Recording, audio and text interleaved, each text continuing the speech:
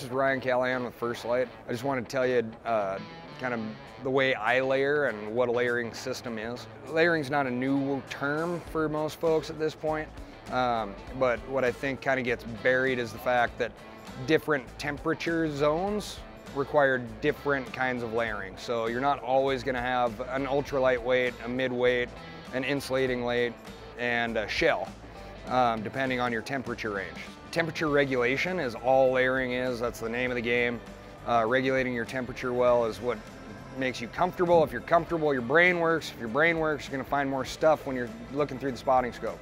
When it's, relatively warm, or I'm putting out really high exertion, I'm just going to wear a merino t-shirt, and then I'll put my insulating layer on over the top of that when I stop.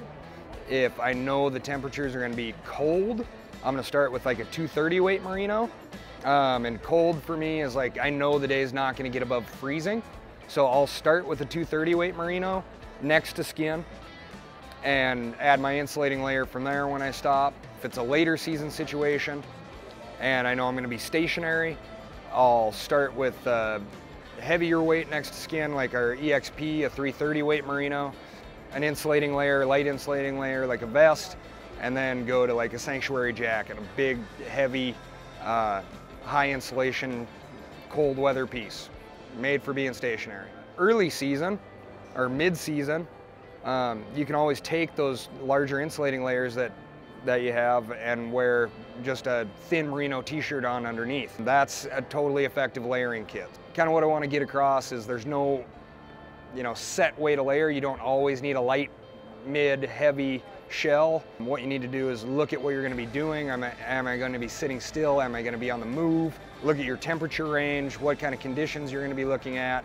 and go from there. So like I said, this 230 weight merino is next to skin below 30 degrees. Above 30 degrees, I go with typically our 170 weight merino, like a Yano or Yano QZ.